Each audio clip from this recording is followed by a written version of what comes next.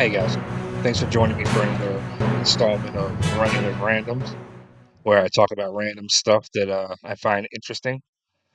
Uh, Today, the White House defends blocking AP reporter from the Oval Office. I saw a small snippet of this earlier, and this is another small snippet about a minute 31. Let's see what she's talking about here.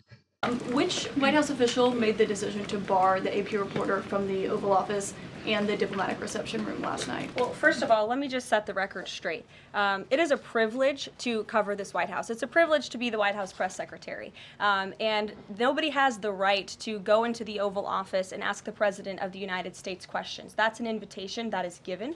We reserve. This entire thing is a privilege. I think the press briefings are mandatory, but yeah, if you want to go talk to the president, it's invitation. It's like it's not a right to go in there and ask a bunch of questions. And I think these left wing media outlets are starting to learn that if you're being disingenuous, you're not gonna get far. Not anymore. Reserve the right to decide who gets to go into the Oval Office. But isn't it retaliatory in nature is the argument, because the reason that the AP was barred, which they said was because they're not using the phrase Gulf of America, they're using Gulf of Mexico in line with their standards. And so the question here is this setting In line with their standards, it's been changed. Like in line with their standards, that's the same type of talk they use when these people have this dysphoria and all these other problems.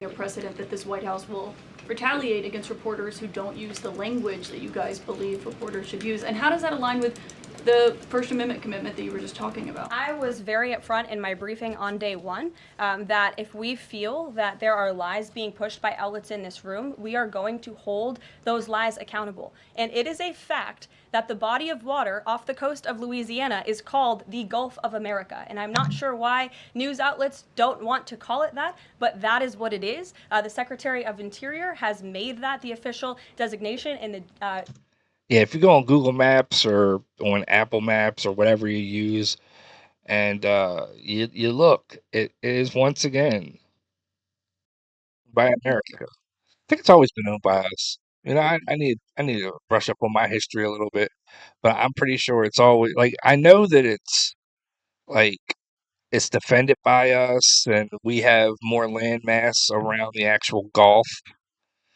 part of it, but ownership. I'm gonna look into that.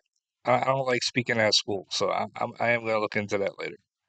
But yeah, if it's named something, you got to call it what it's named.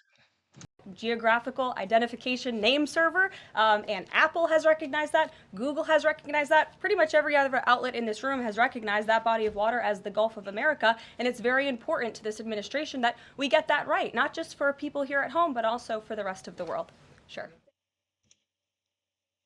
I agree. It's things are getting back to normal, and just because we had a short period, in the grand scheme of America, 4 years, the last 40, well, at least the last 4 years, has been kind of nuts. Uh, Yeah, okay.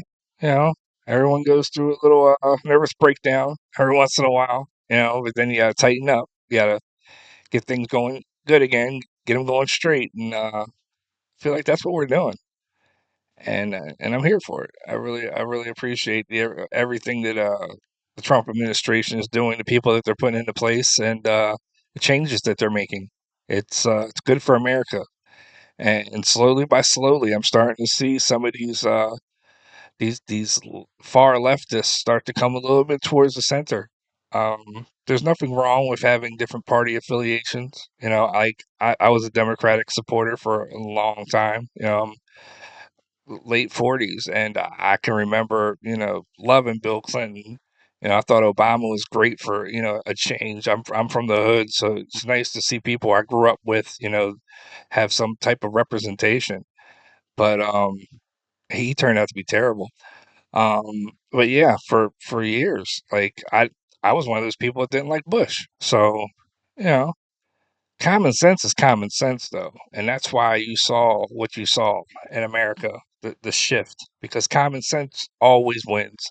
It might hit the ground and and look like it's knocked out for a minute or two, but it'll eventually get up and fight back because you really can't stop common sense. But anyway, that's my time for today. I appreciate you guys watching. Remember to like, subscribe, share it, and comment. Love to talk to you guys. Brand new channel, and I'm trying to grow, so any engagement is great. So see you guys in the next one.